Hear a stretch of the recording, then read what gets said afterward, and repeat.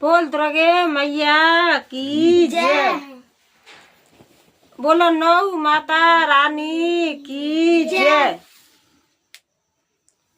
आइए आप सबका कमलेश भक्ति चैनल पर स्वागत है। मैं आपको एक माता रानी की कथा सुनाने जा रही हूँ और मेरी तरफ से आप सबको नवरात्रियों की हार्दिक शुभकामनाएं। आप सबके लिए नवरात्रि शुभ शुभ हो। एक गरीब परिवार था तो उस परिवार में पति पत्नी और बच्चे थे। तो पति पत्नी दोनों माता रानी के परम भक्त थे।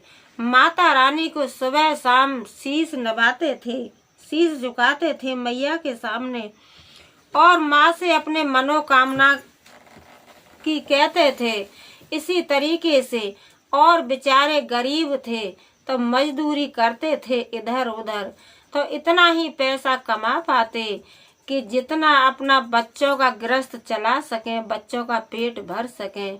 लेकिन जाते थे तो रास्ते में एक माता रानी का बहुत बड़ा विशाल मंदिर पड़ता था जिसमें 9 माताएं बैठी थीं। 9 माताएं बैठी थीं। तो वो जब जाते थे बेचारे गरीब मजदूर जाते थे तो वो अपने माता रानी को जरूर शीश झुकाते थे और अपने मन की बातें माता रानी से कहते थे कि हे माँ, हे मेरी दुर्गी माँ, आप तो जगत माँ हो, जगत जननी हो। हे माता रानी, मैं तो इतना गरीब हूँ कि मेरे पास न मेरे बच्चों के लिए कुछ खाने के लिए है और न मेरे बच्चों के लिए मकान है। मैं एक टूटी सी झोपड़ी में, टूटी सी मड़ई में गुजर करता हूँ। हे माता रानी, मेरी बेटी शादी योग्य है। हे माँ, हे दुर्गे माँ, मुझे रास्ता दिखाइए। हे दुर्गे माँ, मुझे कुछ रास्ता दिखाइए। तो एक दिन गरीब थे, वो जा रहे थे अपनी बेटी के शादी के कार्ड लेकर के जा रहे थे। तो वो मंदिर में जा कर के और वही माता रानी से कहने लगे कि हे माँ, मेरी बेटी की शादी है और माता रानी मेरी तो लाज आप ही रखोगी। हे दुर्गे माँ, मैं तो आपका संपूर्ण विश्वास करता हूँ 9 माताओं का। तो हे माता रानी, मेरी इज्जत, मेरी लाज तो तुम्हारे हाथ है। आप मेरी लाज बचाओ या मेरी लाज लुटाओ। इसी तरीके से और जो है कह करके आगे बढ़ गए।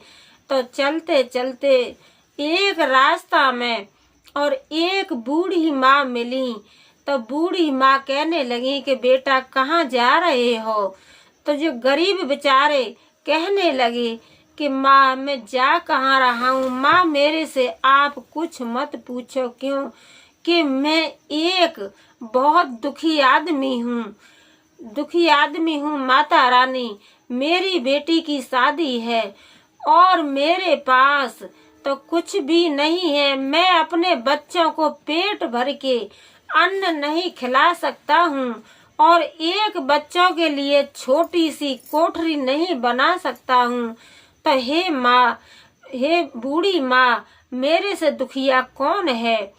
तो इतनी कह करके और जो जा रहे थे कार्ड देने के लिए गरीब, वो इतनी बुढ़िया से बोल करके और आगे चले गए। तो बूढ़ी माँ तो नहीं थी, वो तो माता रानी थी, माँ थी।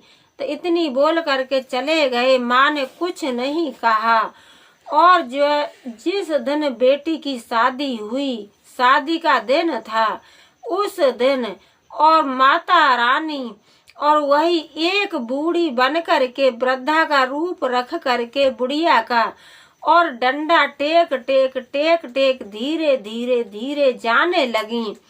तो गांव बाहर और किसी से पूछने लगी, गांव से बाहर कहने लगी कि आज इस गांव में किसी का शादी है क्या? आज इस गांव में किसी का शादी है क्या? तो गांव वाले सब कहने लगे कि हे बुढ़िया, शादी तो है, पर तू कहाँ जा रही है? बुढ़िया, तू कहाँ जा रही है? शादी तो है एक गरीब की लड़की की, लेकिन तू वहाँ पे जाएगी तो उसके दरवाजे पे, और तुझे एक घूंट कोई पानी देने वाला नहीं है, और न कोई तुझे एक निवाला देने वाला नहीं है, क्योंकि उसके पास तो खुद नहीं है। तो बूढ़िया, तू कहाँ जाएगी? तो कहने का मतलब गरीब की, और सब कोई मजाक उड़ा रहे थे, सब कोई हंसी उड़ा रहे थे। तो माता रानी से तो कुछ छिपा नहीं है। तो माता रानी अपना धीरे धीरे धीरे धीरे डंडा टेक टेक एक बुढ़िया का रूप रख करके और उसके घर में पहुंच गई। उसके घर पहुंची और दोनों पति पत्नी थे, तो माता रानी की आराधना कर रहे थे कि हे माता रानी, हे माँ दुर्गे, हे नौ मैया, हमारी लाज तो आपके हाथ है। हे माता रानी, आज हमारा शादी का घर है और हम कहाँ पर बारात बिठाएंगे और कहाँ घर के रखेंगे और कहाँ माता रानी हम अपनी बेटी को दान दहेज देंगे। हे माँ दुर्गे, हमारा तो पूरा जीवन निकल गया आपकी पूजा पाठ करते करते। हे दुर्गे माँ, हे शेरा वाली मैया, हम तो दोनों पति पत्नी और आपका संपूर्ण विश्वास रखते हैं। हे माँ, हमारी लाज तो आपके ही हाथ में। इसी तरीके से दोनों पति पत्नी और माता रानी का जाप सुमरण कर रहे थे, माता रानी का नाम ले रहे थे। तो माँ पहुंची माता रानी उसके घर में पहुंची तो बेचारे के गरीब के पास मकान तो नहीं था, एक मड़ई थी। तो बूढ़ी माँ दुर्गे मैया और बुढ़िया के रूप में जा करके डंडा टेक करके थोड़ी ही देर में और उसकी जो मड़ई में घूम गई, और जहाँ जहाँ शादी का प्रोग्राम छोटा बड़ा जो भी चल रहा था, माँ सब में घूम गई। तो माता रानी की कृपा से जो मकान वो था, मड़ई थी, वो एक मकान के रूप में बदल गई। और जहाँ छोटा सा कार्यक्रम था वहाँ पे बड़ा सा कार्यक्रम हो गया। वहाँ कोई भी चीज का अन्न धन गाड़ी घोड़ा मकान कोई चीज का कमी नहीं रहा। तो बारात आई और गरीब ने अपनी बेटी का धूमधाम से शादी की और शादी करके बेटी को विदा किया। तो सब इधर उधर के पूछने लगे, कहने लगे कि तू तो बहुत गरीब था, अब तूने बेटी की शादी की है तो एक ही बार में, और तूने इतना धन कहाँ से लेकर के आया कि तूने मकान भी बना लिया, रातों रात मकान भी तैयार किया, और तेरी बेटी के लिए दान दहेज खाना पीना हर चीज का व्यवस्था कर लिया। तो जो गरीब थे, गरीब बेचारे कहने लगे गांव वालों से सबसे कि मैं कुछ नहीं जानता हूँ, ये तो सब माँ दुर्गे की कृपा है, ये तो नौ माता रानी की कृपा है कि मुझे कुछ नहीं पता है कि मेरी ये मड़ई और मकान के रूप में कैसे बदली है और कहाँ से कैसे मेरी बेटी के लिए दान दहेज गहना खाना पीना कहाँ से कैसे हुआ, ये मैं कुछ नहीं जानता हूँ।